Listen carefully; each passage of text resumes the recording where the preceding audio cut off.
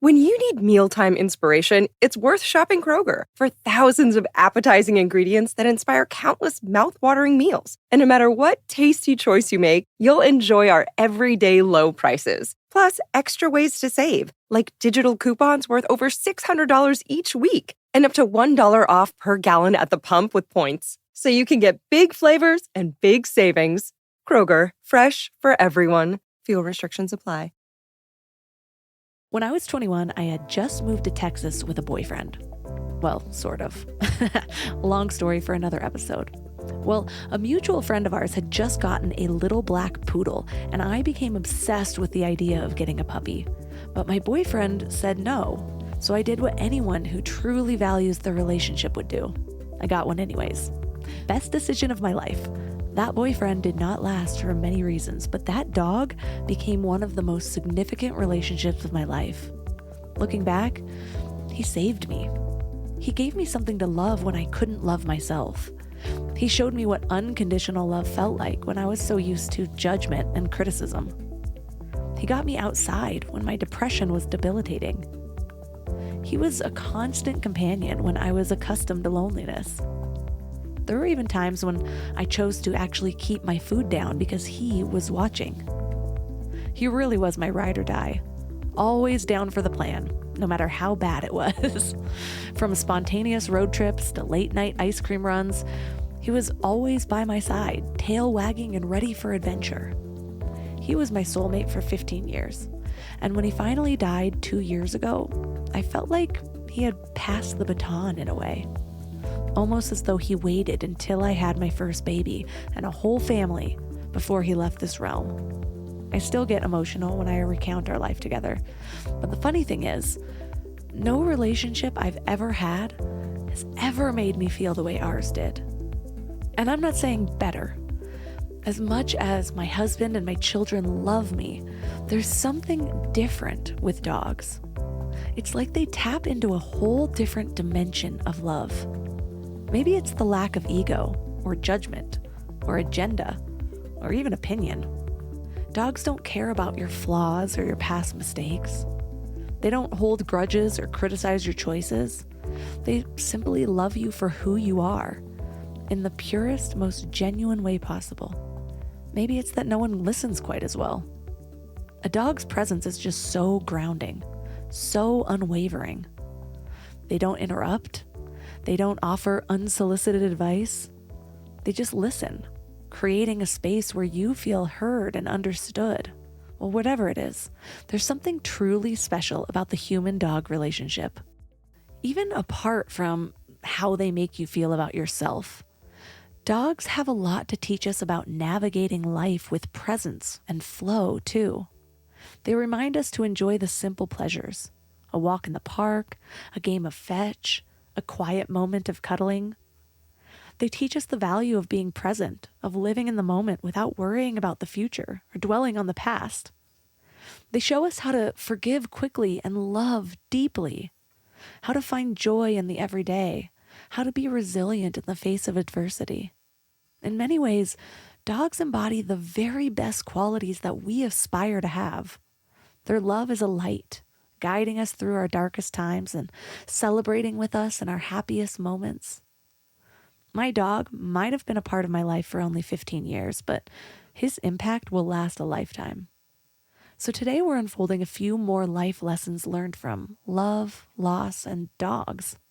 And I love this type of episode because it's just so conversational, raw, and real. Our convo is definitely not limited to just dogs, but that'll open the gateway for some other pretty deep stuff. So get excited. Our guest is Brianna Madia. She has lived a life of relentless intention, traveling the deserts of the American West in an old Ford van.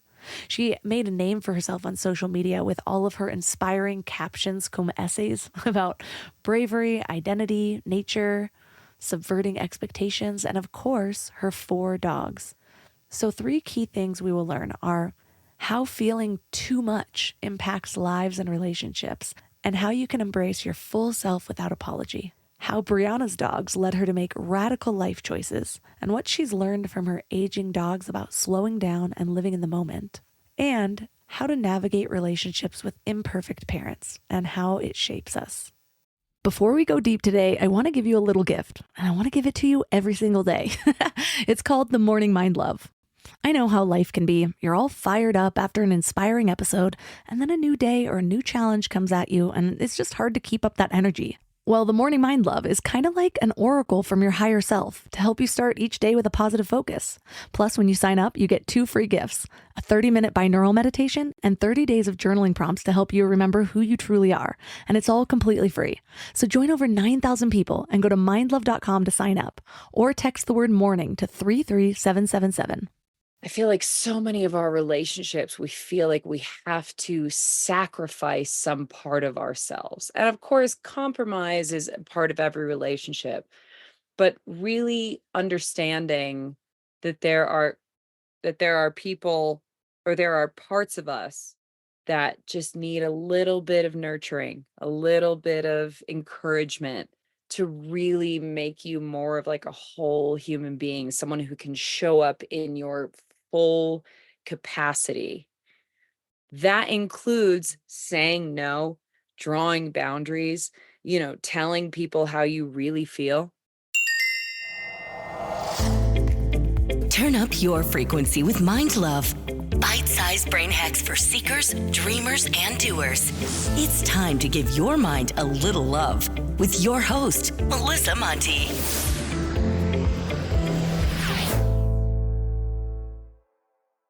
So I love this topic because I had a very transformative relationship with my dog that lived for 15 years.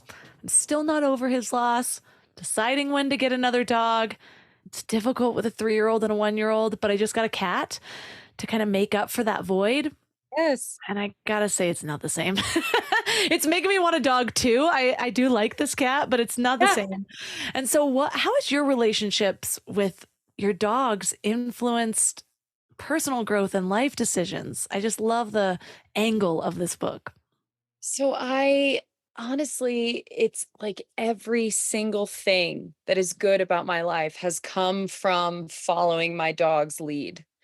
And it sounds sort of maybe like hyperbole, but I've actually looked back and put it into like a timeline of, I was living in Connecticut post college, couldn't afford any one single thing.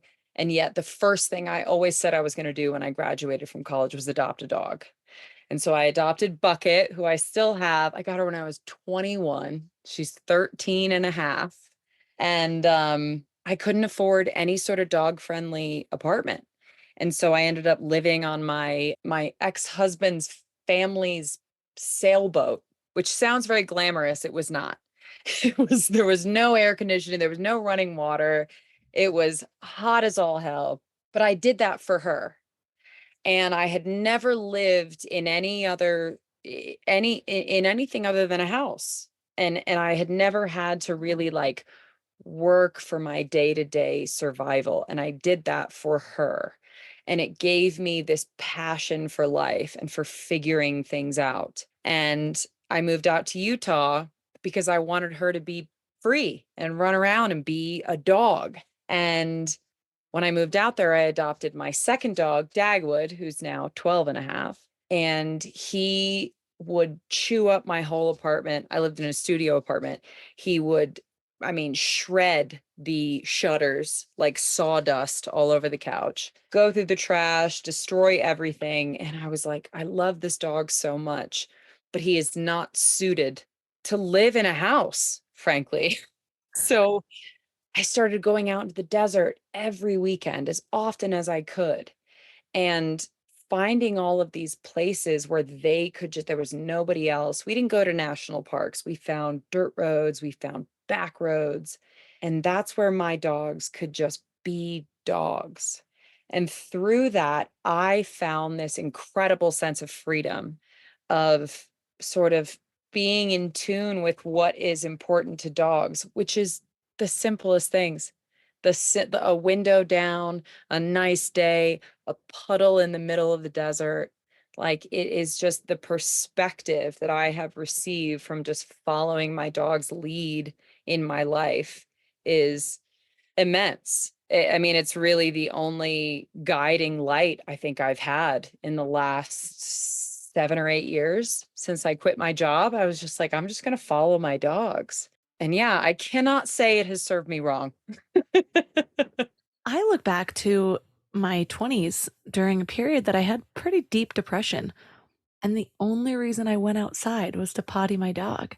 And so when I look across the span of our life together, man, I was making horrible decisions. And then I would come home and I would have something to care for. And then I was judging myself. And then I'd look at him and he was just unconditional love.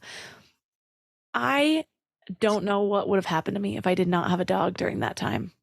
Oh yeah. I mean, I remember my friend who right after I got divorced, I moved into my friend's house and I had Bucket and Dagwood, which were my first two dogs, but I had just adopted this third dog and she was probably about a year old. Bucket and Dagwood, they laid with me for, I don't know, 9 hours a day in bed. All I would do was sleep and wake up and drink a glass of water and cry and go back to sleep. And I remember one morning after about a few days of living there, Birdie, my youngest, was sort of like, and I was like, you know what? This isn't fair to not give her the life that my other two have had. And so I started going out across the street from where my friend lived and just running on the trail every morning. And again, it was the only reason I got out of bed. There was really no other reason.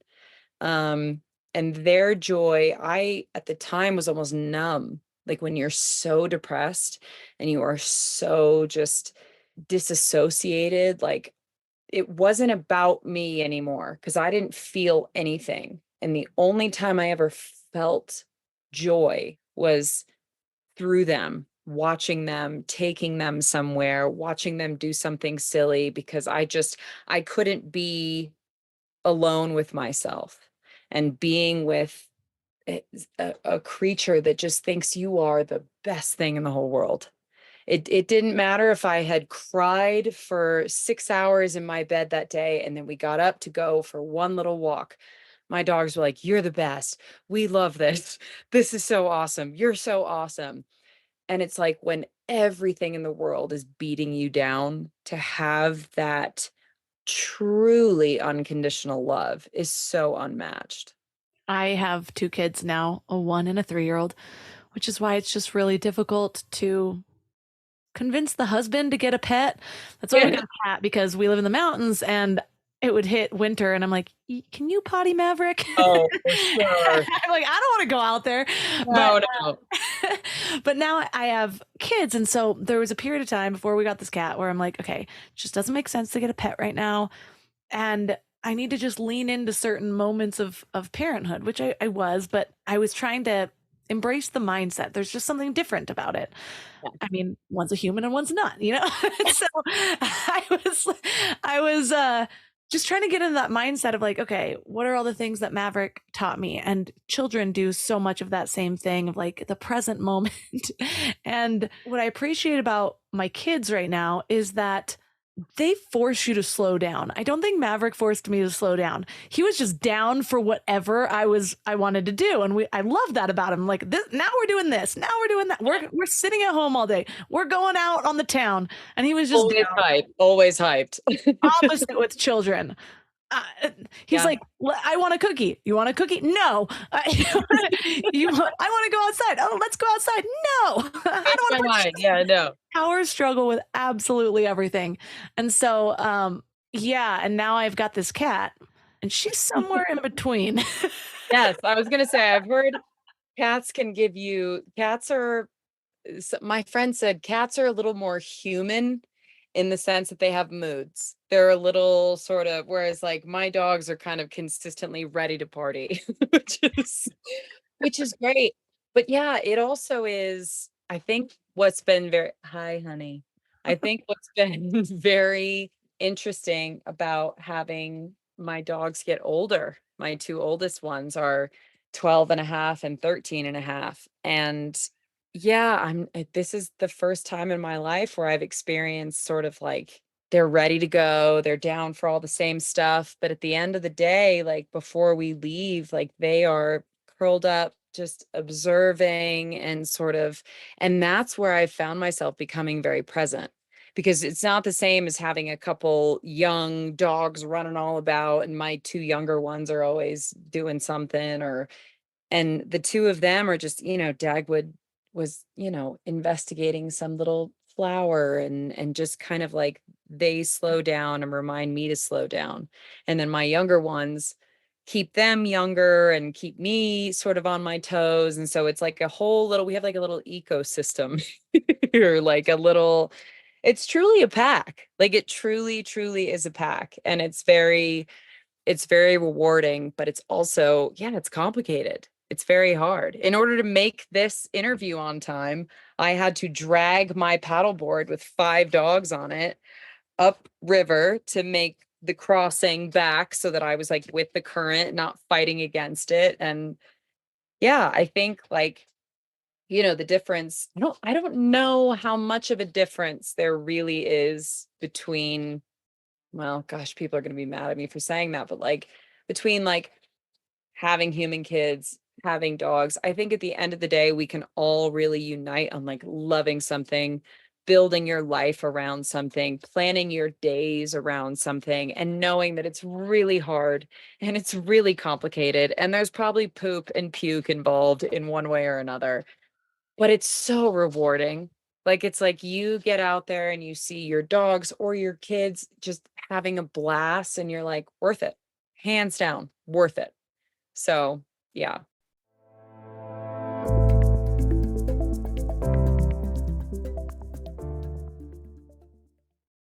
I don't know why it took me so long to invest in good bedding. I resisted it for years, but something flipped in me about 3 years ago. And now I'm basically a pillow connoisseur. I've tried them all, and I get weirdly excited about good bedding. Because here's the thing, we spend a third of our lives in bed, and the quality of that time affects literally everything else, which is why I'm so excited to tell you about my latest obsession, Lagoon Sleep Pillows. What sets them apart is their matching system. You take a quick 2-minute quiz about your sleep style and your preferences, and then they match you with your perfect pillow. I was matched with their Otter pillow, and I am so impressed. Lately, I've just needed more support, and this seems to cradle me in all the right places. I'm also low-key obsessed with their travel pillow, which I use for way more than just travel. I actually hug it, use it as leg support, and of course, take it on trips with me. Well, the secret is in their adjustable fill. You can add or remove it to get that perfect alignment for your spine. A study even found that the right supportive pillow can improve sleep quality by 63%. And Lagoon lets you try their matched pillow for 100 nights risk-free. Free returns, no questions asked. Falling asleep has never been easier. I toss and turn less and just wake up feeling refreshed every morning. Go to lagoonsleep.com and take their awesome 2-minute sleep quiz to find your match. Use the code MIND for 15% off your first purchase. You know what's funny? We spend so much time feeding our minds, reading books, listening to podcasts, learning new things, but then we grab whatever's convenient to feed our bodies. And I get it. Life is busy, and sometimes a drive-through feels like the only option. But that's why I take Field of Greens. It's a greens powder made with whole organic fruits and vegetables. No extracts, no lab-made stuff, and just 1 scoop a day gives you simple, real nutrition. Field of Greens feeds your body with fruits and vegetables medically chosen to support your heart, vital organs, and immune system. And let me tell you something. Since I started taking it, I've noticed these little changes that show me how nutrient depleted I must have been before. Like the ridges in my nails, gone. My sleep, so much better. And my stomach just feels happy. You know that dreaded afternoon crash that has you reaching for more coffee or sugary snacks? Well, that's not happening for me anymore. When your body is actually nourished, it runs so much better. I've tried other greens powders before, but Field of Greens is genuinely different. The quality is next level, and you can taste it. It's become my go-to, especially on those days when my eating isn't exactly Instagram worthy, because we all have those days, right? And here's the thing. They are so confident that you'll love it too, that they offer a 100% money-back guarantee. That's how much they believe in their product. So I got you 15% off your first order and free rush shipping. Visit fieldofgreens.com and use promo code MINDLOVE. That's promo code MINDLOVE at fieldofgreens.com. fieldofgreens.com.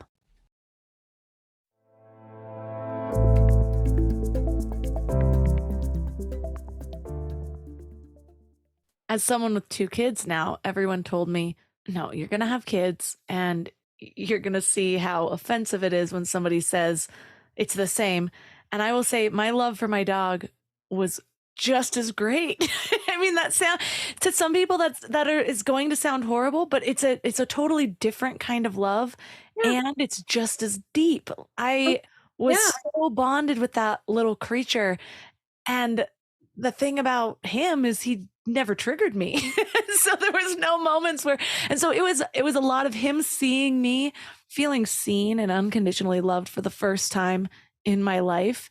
And I feel like with children, it has to reflect almost the opposite. When he is being a tiny tyrant, I have to see him and unconditionally love that, even though for some reason, absolutely, you can't explain. Has to be a power struggle. Yes, totally. Well, I'll never forget. So I was 10 years old when I got my first dog, and I begged my parents, and she's a little Chihuahua, and her name was Lola, and I was 10. She died when I was 29 years old. She lived for 19 years. My parents were married for 19 years. Not those same 19 years, but my mom has said, and will stand by this, that losing Lola was harder than her divorce, because there is no animosity. There is no memory you look back on and say, and that's where it all went to hell, or that's why we got into this, that, the other, or that's where things started to go downhill. It's just unconditional love right up until the moment that they're gone. And I completely understood that. Like, it's a different kind of love. And I've been married. I have a fiance now. And I still am like, my dogs are the love of my life. Like, they are. And like, I mean, they're just, as somebody who has really struggled with the abandonment from humans from the time that I was a teenager, the thing that I have clung to, the thing that has made me the most comforted, the thing that has kept me alive in the darkest times of my life are my dogs. So how could I not say that that is like where my heart lies? That is what keeps me here. That's what gets me out of bed. I mean, it's everything. I think and again, it's that unconditional nature of it, like, I love people. There's lots of people in my life that I love, but people have lots of opinions.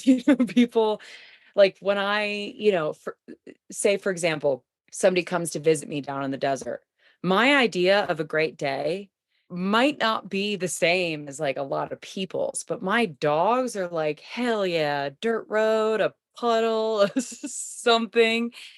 It's so simple. It's so easy to make them happy. And I think that as human beings, we're just so constantly feeling like we're not enough, and we're not doing enough, and we're not saying enough, and we're not being enough, to have all of these little creatures who are just like, oh, you got out of bed.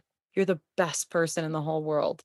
Like, I wish I could prescribe that to every person, because it's unmatched. It's hard to describe. I get some slack saying it was harder losing my dog than it was losing my dad. But I never lived with my dad. And so there were parts of it that were more difficult parts of losing my dad, because it's a human. And as I grow, there's so many things that I'm like, oh, I wish you could have met my children. I wish you could have seen me do this. And I wonder how the version of me now would understand my father, because now the more I learn about myself, the more I see this kinship in us that I just couldn't see because I lost him at 19. But Maverick was so integrated into every single moment of my life. I brought him everywhere. He was there through all the memories. So it was less of the wondering and like, how is my life even going to unfold without him? And I feel like it's funny because I resisted the idea of somebody giving me away at my wedding. I didn't have that happen at my wedding. And I totally see how Maverick brought me right up to having children. I don't know if I could have handled losing him before I had my child, and he died about when my oh, I'm gonna cry already. When my son was. I'm so glad that he knew your son, though. That's the best. I know we got a few amazing photos with them, but I wasn't expecting to cry, but I always do. I cry about Maverick No, like I don't once a know how day. you put it. I don't know how you put it. But I remember there were times where I needed guidance, and I love how you talk about just letting your dogs lead the way. And there were times where that happened accidentally, and he would guide me through my transformation or what I needed to do. I'm like, thanks for getting me outside today. And there were other times that I had that awareness to be like, I need to be more like you. And so I'm curious, how do you relate to that leading, like having your dog describe a situation where you're like, I'm doing it the wrong way here. Let me pass the baton. I mean, I think a lot of times I spend so much time on the road and I spend so much time with them in the car with me. And there's so many times where I'm like stressed because they're starting to whine and we've been on the road for forever and I'm the one driving and I look on the map and I'm like, okay, here's a random dirt road leading to absolutely nowhere. We're going to pull off and I let them out and it's just like they wouldn't know where we were going. I mean, we could be on our way to the Ritz-Carlton, to the Grand Canyon, to anywhere, and they wouldn't know the difference. They wouldn't care. And so like a lot of times throughout my chaotic travels, throughout all of the changing of scenery and the life changes and the people that have come and gone, it's like the simplest little things are just so they force you to be so present, like as if their whole life has been leading up to them arriving on this random dirt road. Like the excitement to just be alive and wake up every day and like the sun is out or the rain is out or it's raining and there's a puddle to play in. Like it's just and I think with children, it's probably very similar, is that like, zooming in on something. But yeah, I just like even today, I paddled us across the Colorado River and the water level went up tremendously in the last like 2 weeks or so. And so it's moving a lot quicker. And I'm like frantically paddling. And I'm like, everybody sit down, sit down, sit down, like trying to kind of keep it together. And they're all just like so stoked. And I'm like, you know what? We don't make it over to this beach, we make it to the next one. What do they know the difference? They're just along for the ride. And I think that's where we get so in our own way because we want to believe that we're really in control and we really know what's coming next. Whereas dogs wake up every day and are like, I wonder what's going to happen today. And I feel like that is that feels more safe to me than the human idea of how to plan your life and have a 5-year plan and a 10-year plan and what are you doing next week. And to me it's like, what are me and my dogs doing tomorrow? Where can I go find sunshine and a puddle and a place to stay cool when it's 95 degrees? And it's like that to me is the happiest I could ever be because it's just so easy and so simple and so attainable. But yeah, I just feel like it's constant perspective, constant perspective. To approach life with no agenda would just be wild. But I want to know, you outline a story in your book, and it's the kind of story I need because there's no good reality dating shows on right now. But you talk about getting this shocking email from your estranged ex-husband. Tell me about that and how dog mentality even plays into coping. So the hardest thing was yeah, I mean, my father abandoned me and my family when I was 16. And I met my ex-husband when I was 19. And it is Freudian as all hell, but I married my father. I mean, my ex was my father in every way, shape, and form. And I think feeling that betrayal and abandonment and like the rug ripped out sort of feeling was, I mean, it's the most painful thing I've ever experienced. And like, I would be lying if I said that it didn't.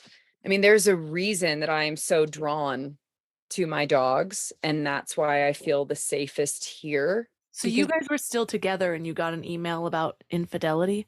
What details did you have? so we had just separated, and I got an email from someone who had followed me on Instagram, and said, "Hey, I saw your husband on a dating website." And I thought, there's no way. We'd been together for 11 years and I was gone for about 5 weeks. And I thought we were just separated. And I think in my mind, like nothing was really real at that point. I was like living moment to moment because I just thought, I mean, we met when I was 19, we separated when I was 30. Like, a third of my life. And I just felt so lost and confused. And then when I found out that he had just moved on, so, and like to this day, the first woman he met on that dating site, he's married to and has a child with. And so to feel like somebody has just sort of like moved on and forgotten and whatever, and it's like, I understand that humans are really good at compartmentalizing. And I know I wasn't married to a sociopath. So I know that there are feelings and pain and hurt. And so many people just swallow that down. They just shove it down. They move on. They try to compartmentalize it. And so, in that way, I don't envy him at all. At all.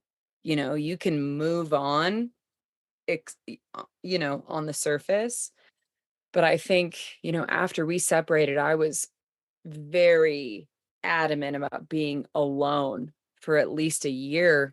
I mean, until more than a year, until I met the next person I ended up actually dating, because I just felt like, yeah, I didn't trust people.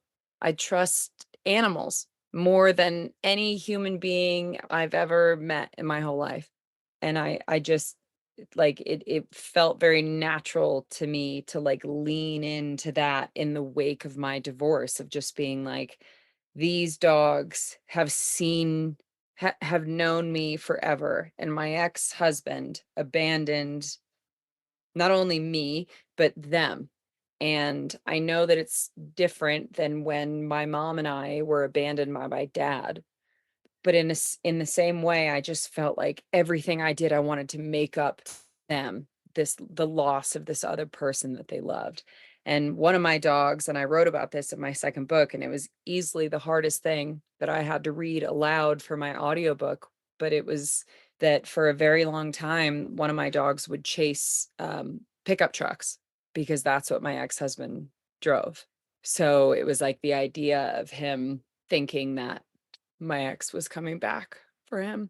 And I felt like I could relate to him a lot in that way, because I know there's been a lot of times where I've wondered if my dad was going to come back for me. And so it's like a weird, I don't know, it's a weird maybe thing to connect, but I just felt like I owed it to my dogs to give them this incredible life that I promised them from the beginning. And it reminded me of my mom. I heard he's trying to go under the couch. It reminded me of my mom kind of taking me on all these adventures right after my parents got divorced. And I think she wanted to distract me from the pain of wondering if somebody was coming back. And so, yeah, that was hard. That was really hard.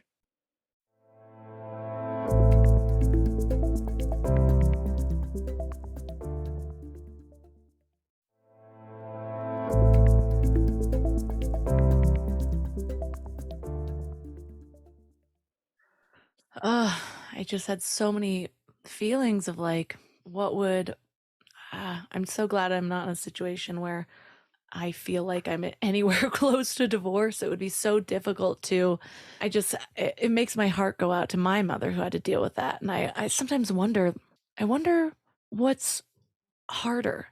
I always felt like I was saved from the divorce trauma because it happened so young. I Yeah. was They shouldn't have ever even been together. I have like one memory that I shouldn't even have, way, way, way too young. I think they were separated when I was like less than a year.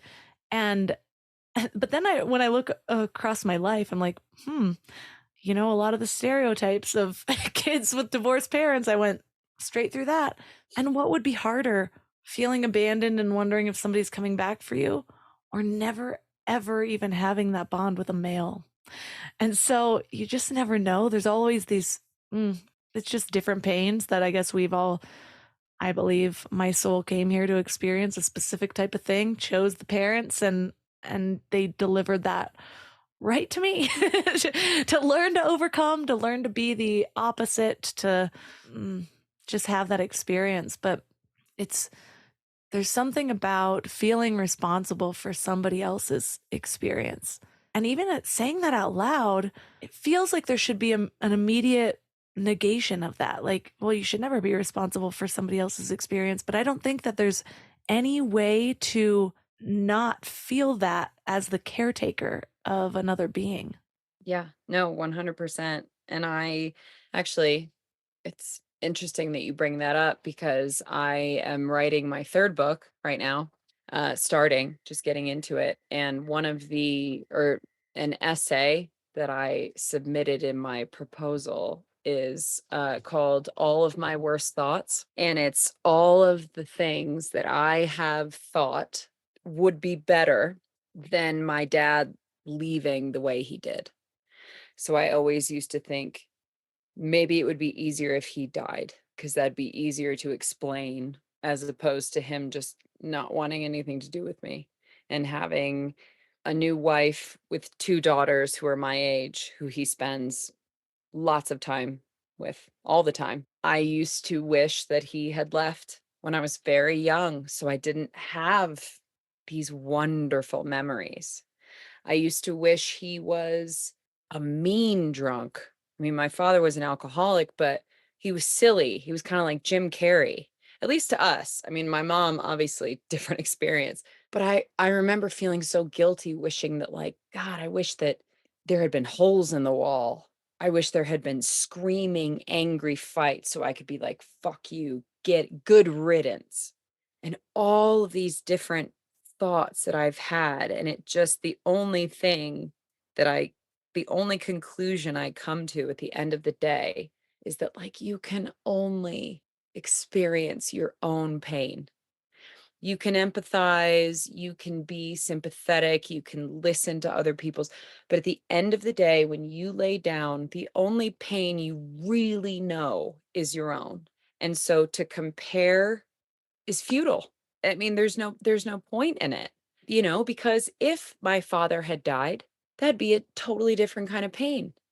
If my father had left before I had any memories, that's a totally different kind of pain, but it's a pain nonetheless. And I was so scared to write about the pain of abandonment from my father because I knew that people had experienced worse. And so I just tried to approach it as like, this is the only experience that I can speak from. And I hope that in some way it gives other people permission to speak of their personal experiences, which might be totally different from mine.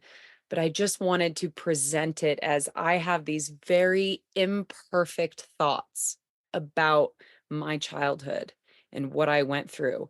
And I think we all deserve that because I think we're all, especially when it comes to anything parental related, we revert to being kids.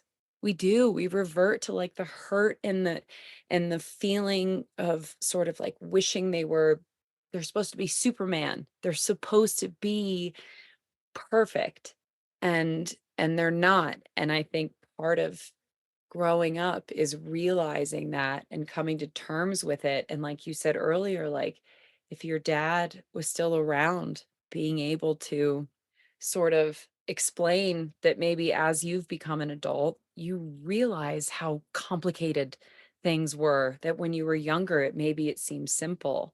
And I tried really hard to reinstate a relationship with my father after I got divorced, because I remember thinking, if I had a child and I was going through this, Lord knows what that child would have endured, what they would have witnessed, what they would have carried with them for the rest of their life, because I was a fucking mess. I was a mess. And it just made me realize, like, wow, my mom and dad were just like me, like trying to figure it out. You don't want to hurt people, but at the end of the day, like, you have to do what's right for you. And it's the human experience, and it's so complicated. And I think shame is what keeps us from each other. It's what keeps my dad from me. I know this for a fact, is like, people think too much time has passed and the shame is too great to try to like get back in there. But yeah, it's just so complicated being alive, isn't it? Oh, yeah. It's as complicated as we want it to be. Very But true. I feel like there is an ease in death because of my spiritual beliefs, really. I love what Ram Dass says. He says that death is like taking off a tight shoe. And there's a lot that I've integrated with my understanding of my relationship with my dad. And there was a time that I sat in the woe is me of, gosh, I wish he could see me now. And then I realized, well, he does. And an energy can never be destroyed. And so it just transforms, which means that any love my dad and I had is still there, but any complications of ego is not. And so I realize that that relationship still exists, and it's in my awareness even more so than if he were to be alive, because I'm not getting in my head about the stupid thing he said to me yesterday or the thing he doesn't understand here. The differences are never at the forefront with him being gone. It's only the similarities. And yes, there's a longing of a specific type of conversation, because I really do believe that my dad and I would be really close right now, which we never really had growing up because we never lived together and he never had custody. We had our outdoorsiness. He introduced me to a lot of things, self-help books, but so much of who I have become was from seeds that he planted. But it makes me wonder how much of losing him cultivated the conditions of watering those seeds, because I had my downward spiral and I had my come up. And then I am also very grateful because he had a lot of trauma from his childhood. And I felt guilty. I held a lot of guilt after he died of like not being the kind of daughter, because I spent a lot of my childhood just not trying to go to his house. I was more comfortable at my home. And so I carried that guilt. But then I saw, instead of placing the blame on myself, realizing I was a child and seeing what was my dad's life experience? What did he come here to learn? And it's just so sometimes death is just the exact scope that you need to see things more clearly. So I wouldn't trade that situation for abandonment. But I also wonder, just like that love that my dad and I created is still there, I wonder if it's possible. I feel like it could be, to still hold on to that with the absence. You still have the absence of his body. Yeah. You can take what you want to take. Yeah.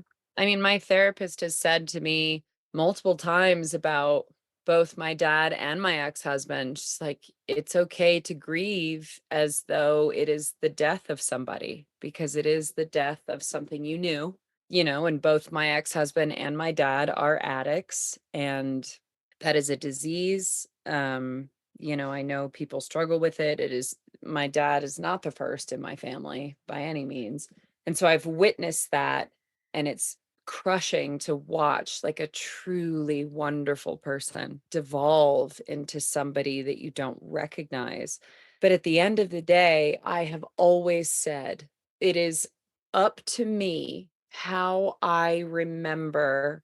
That's all of my whole life. I mean, from 30 back to 0, that is when I had the experiences with my father. That's when I had the experiences with my ex-husband. I would not be sitting here today. I would not have written 2 books. I would not have this property. I would not have all of my dogs. I would not be who I am without those relationships, both the good and the bad. And so ultimately, what am I going to do? Never think about my past ever again? Like, or can I look back and say, didn't exactly end how I thought it was going to? And who knows, My mom has always told me it ain't over till it's over. Uh, but my relationships with those people did not end the way that I saw them ending. And yet, am I really going to just write off everything as having been terrible because it ended terribly? I had a blast. I had a blast in my marriage. We had so much fun. We explored so many things. We moved across the country. We expanded our knowledge of the outdoors and all of this adventures. And, my dad taught me how to be silly, how to not really care. He'd come home the end of every day and he would tell stories about his day at work, and he would give everybody different voices when he was telling the story. And I became a storyteller because of my dad. My dad would come into my room at night and read me books and give everybody different, voices. And so I got so much of my storytelling nature, my extroverted nature, my desire to make people laugh and make people happy. I got that from him. I got my drive to be outside and to push the boundaries from the time that I spent with my ex-husband.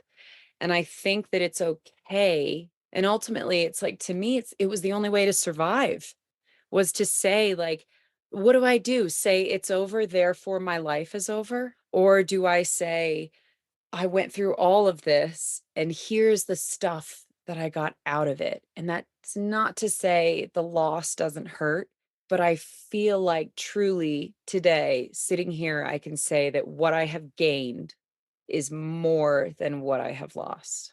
A lot of people believe that when the same situation appears in your life multiple times, that's the lesson you came here to overcome.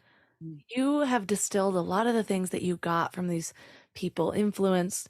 Do you see a lesson because you mentioned how your ex-husband was pretty much your dad.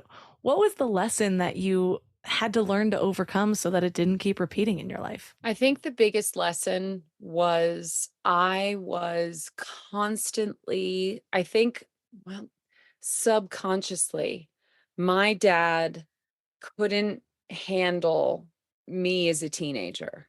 And whether this is true or not, I don't really know. But my mother, with best intentions, told me at a very young age that I was just a lot. I was a lot. I've had lots of opinions from the moment I could speak. And she was like, your dad just couldn't really handle that. It was all fun and games until you were like a person who needed discipline and direction and, whatever. And so I sort of had it in my mind that I was just too much. I was a lot for anybody to handle. So I think I tried to tone myself down.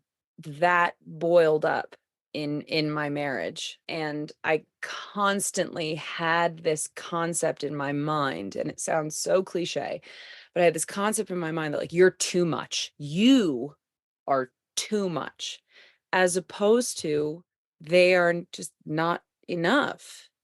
And not enough in the sense of, life, but for me. And so I have learned from, my father and my ex-husband that, like, I can't dull myself down at all.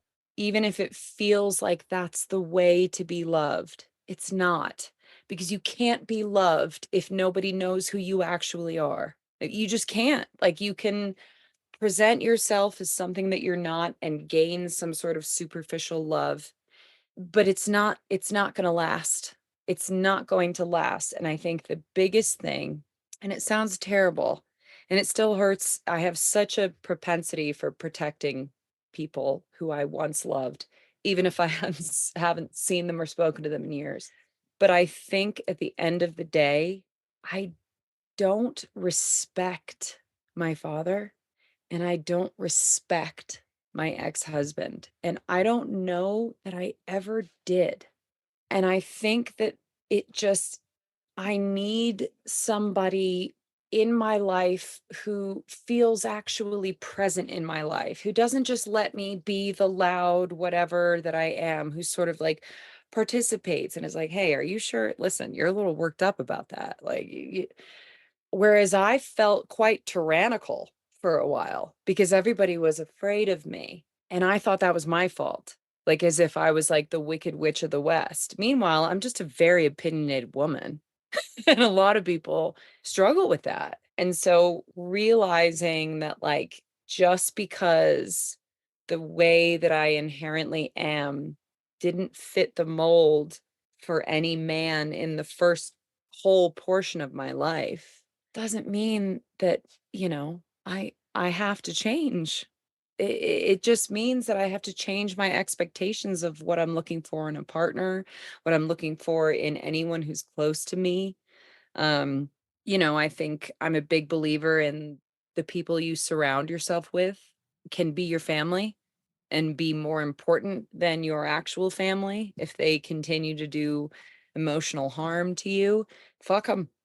I mean, there's members of my family I haven't spoken to in years. I wrote a letter to my grandfather when I was 12 years old. He said something horrible to my mother, and I wrote a letter and I said, basically, go fuck yourself. Haven't spoken to him since.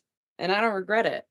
Like, I do not buy into the idea that just because you're related to somebody or you had an experience with somebody that you owe them your mental health, that you owe them going home for Thanksgiving every year and being berated and being, told to question yourself and your decisions. And it's just like, I do not buy into that.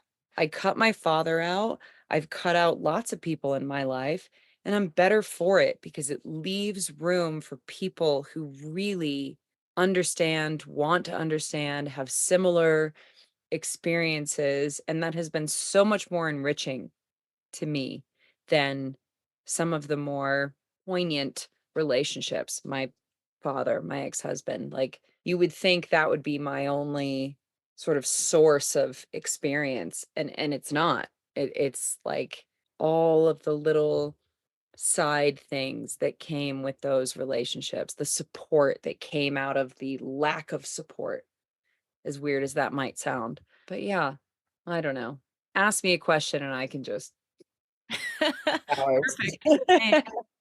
I see myself so much in that story, the too muchness. I actually have a tentative book that I have been wanting to write, and there's a couple. One of them's going to be called Too Much because I have always been told I am too much. I'll read it. And I wonder too, it's when we look at ourselves relationally, like, what does too much even mean? Somebody doesn't have the capacity to hold the space for my energy. And so, do I need to dim myself down? Or are there some relationships where there's just energy they're not holding? Like, my energy will be there anyway. You can put this much in your hand. The rest will fill the rest of the room. How do we show up in that space, I guess? But I'm constantly vacillating between this idea of what does it look like to be in my power regardless of what the other person can hold, and can I keep my peace without feeling embraced by them because they just can't? Yes. Yeah. God, that has been one of the biggest things, is sort of recognizing that there are people in my life who I can call in certain situations. Like, I think it is totally okay to recognize that you can have lots of people in your life that you love, you care about, and you love spending time with. But certain situations call for certain people. My fiance, I adore him, and I know that he always wants to help if I have a problem. But my personality is such that everything is a problem. Not everything is a problem, but just like, if you were here, I'd be like, this fucking thing. Oh, like earlier today, I was like, this paddleboard is driving me nuts, whatever. And my therapist once said to me, you are an emotional dumper, where I experience all this stuff and I'm like a tea kettle and it's boiling up and it's boiling up and then the lid blows and I'm like, "Bah, this is the fucking worst day ever and this is so fucking annoying and blah blah blah blah blah blah blah." And then I feel better, but I have just thrown this energy at somebody else. And why is that their responsibility to carry that? And I know now that my fiance is sort of like feels the pressure of it because he's like, this is my job to solve it. He doesn't see it as just me being like, and I've actually come up with a phrase, which has been very helpful, where I want him to know I'm just going to vent for a second. So I literally say, I'm like, I'm just going to bitch for a second. And that's his cue to know, like, I'm not looking for a solution. I'm not asking you to help me out. I'm looking for you to go, yeah, it's as simple as that. And it's sort of recognizing where other people meet certain needs or where your friendship overlaps in a good way. And I feel like that has been very much a huge thing that I've taken after getting divorced was feeling like I had grown up with this one person and for 11 years evolving from a literal teenager to being 30, I just didn't really know where to apply so much of this like change, this emotional growth. And yeah, I think like identifying relationships that are good for certain things, but not necessarily good for other things doesn't mean they're not worth having in your life. It just means like knowing how to connect with certain people and how they can connect with you. And I think that that's like a beautiful thing about like getting older and really cultivating true relationships, friendships, whatever it is like recognizing the strengths and weaknesses and not punishing that other person for that, but just sort of like leaning into the places where you know they're going to be great at it. Don't set anybody up for failure. Like, I would never call my brother and be like, "I'm so sad about dad." He'd be like, like but yeah, it's sort of knowing how to communicate with the different people in your life. And I think that like the older you get, the more apparent that becomes. And it's one of the best things that I've found about getting older is just kind of knowing what's worth talking to who about. 100%. I was just talking about this in the last episode. It's a freeing realization, but not even just for me, for them, because just like I've been called too much, putting unrealistic expectations, expecting them to be more in some way is projecting, without ever saying it, projecting this energy that they are not enough. When really, maybe they're just deciding what they want to hold space for. Maybe they have the perfect capacity to be exactly what you need, but they've chosen they don't want to be that, which is perfectly honorable. Exactly. Yeah. No, and I have such a respect for people who are honest. Like I encourage my friends all the time. Like I had a friend up here who was staying with me for like a week and she was like, "Yeah, I'm thinking about maybe like going and camping by myself and taking a night." And I was like, "Go right now. Go. Get in the car, go." She's like, "Are you sure?" I was like, "Get in the car and go." Like please feel that I am the person that you can be like, I gotta go spend a night by myself. Cause that's me. I am and I think that's like the beautiful thing about being that person and being so open about recognizing like, cause I see it in other people. I'm like very perceptive as somebody who used to sort of like deny my own needs. And so I encourage everybody to just like, you need some time alone. Like, do you want to, are you tired? Do you want to head?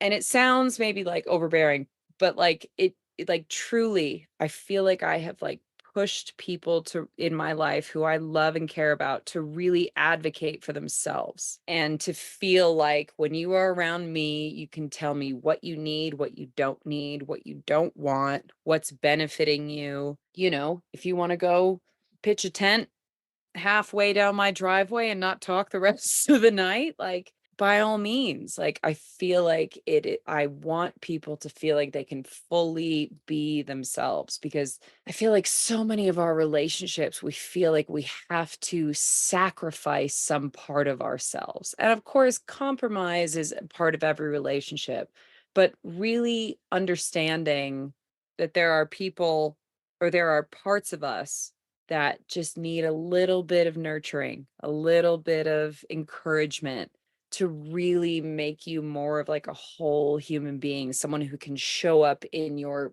full capacity. That includes saying no, drawing boundaries, telling people how you really feel. And it's difficult at first. And so I just try to be that person who sort of almost like jumps the gun and is just like, you should go have a good night, a night by yourself. Go for it, because I know how helpful just a little bit of space is for me. And so, yeah, I just feel like being that encouraging friend, the friend who's like, no, go off and do it on your own, is has been very, very nice. Dagwood, he's running so fast in his sleep right now. Yeah, His paws are on the hardwood floor making all these little noises. I don't know if you can hear. I can't. It's funny though, because I I I can see the evolution of life, and I don't know if there's any way to escape it. It's like we accidentally give up too much of ourselves, and then we figure out how to find ourselves, and then it's like a line in the sand. Nope, these are my boundaries. This is what I am okay with being around. And then, as I mentioned, I'm kind of moving into the state of, it's like grandmother energy. You rarely see a grandmother with that much, and I'm not old enough to be a grandmother, but but we rarely see an 80-year-old where it's like, nope, I'm just not going to be around that. She's sitting there to fight, despite the fact that all of her children are fighting.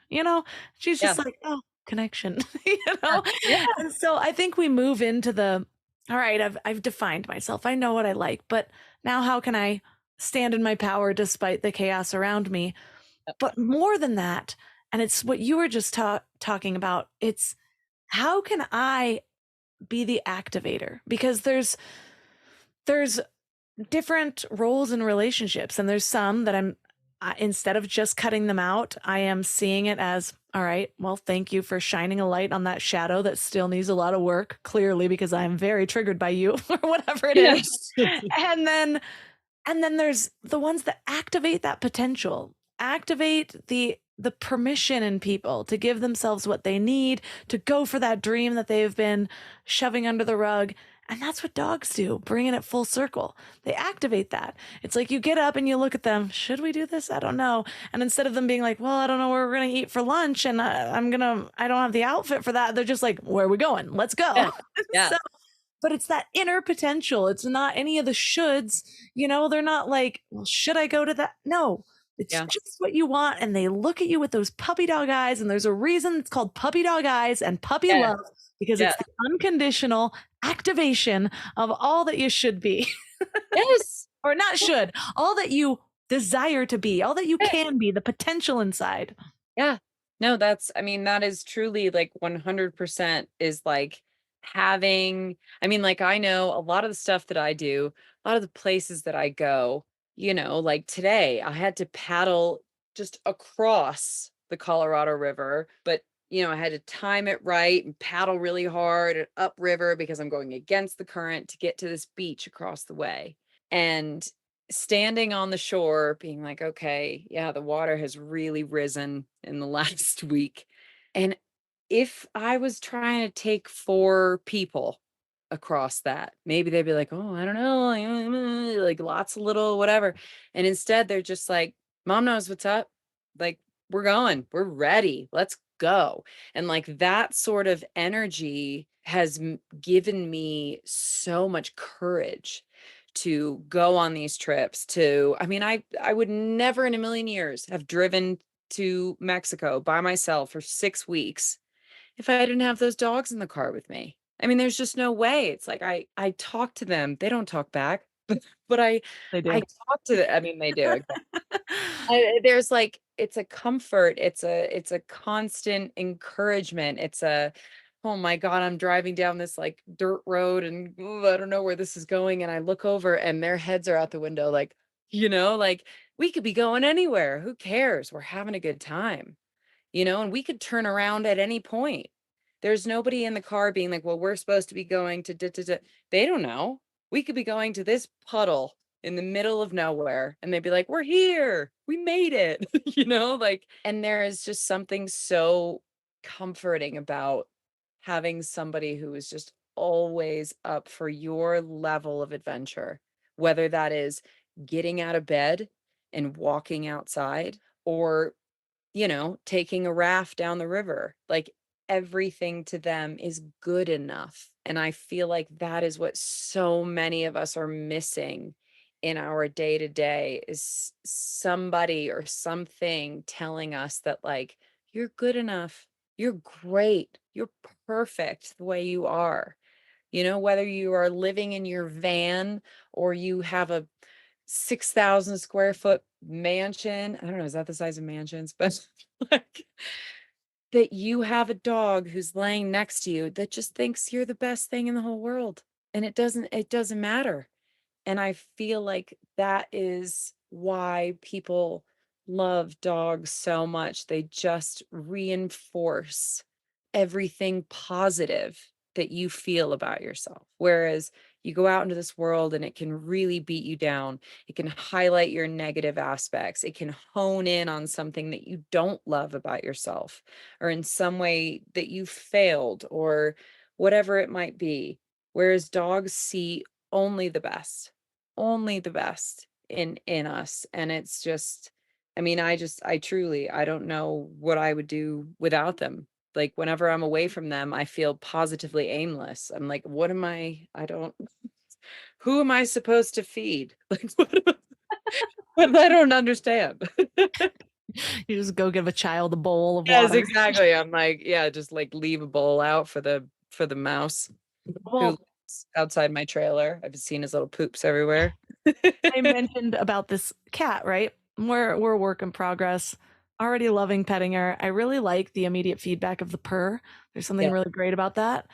But I happen to get like the longest haired cat possible. My husband wasn't stoked on it. And I sat him down though. And this is what I think about animals. For anybody that's like, well, I don't know. I just don't have the time. I don't have here are all the downsides. The fact that we get to live with another species in our house. Can we acknowledge the fact that our ancestors domesticated these creatures? Oh, cool. Because we look at like, okay, if somebody was living with a tiger, I mean, besides all the Karens that would be like, well, you can't have a tiger in the house and all these downsides, whatever. We've acknowledged that dogs and cats can live in our houses. It's safe. They're not missing out in the wild. So all that's gone. But if we think of having any exotic animal in our house, it's like, whoa, that is so wild and cool. That is what a dog and a cat is. You're bringing a former wild animal into your home. We've domesticated them to the point that they are our best friends. And this cat can just like leap onto a windowsill that's 1 inch wide and just perch there just fine with no running head start. It's magnificent. These dogs just cuddle us when they could tear us to shreds in most cases. I think about that all the time. I just think we need to focus on the grandeur of this experience that is endowed to us instead of the fact that we got to potty them outside. Yes. So I just want to leave people with that.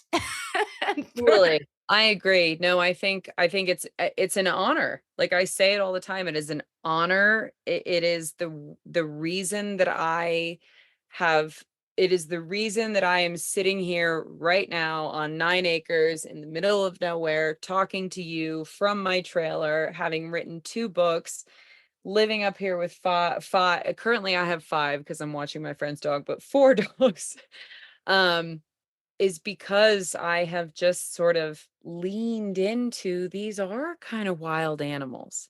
And I can embrace that little feral side of them. Like we know when we have to go fit into society, but there is nobody who makes me feel more like I can strip this dress off and go run naked into the wilds than these dogs. And it's because they are this beautiful reminder of like, You can be domesticated and love the finer things in life, but you can also maintain this sense of wild and adventure and like your intrinsic nature of being out here in the wild. And yeah, it's just it's so humbling, and it's such an honor, and I think about it constantly when I am sleeping in a tiny ball in a bed with 4 dogs, and I'm always like, "Listen, if I kick one of them in the night, they could all just kill me."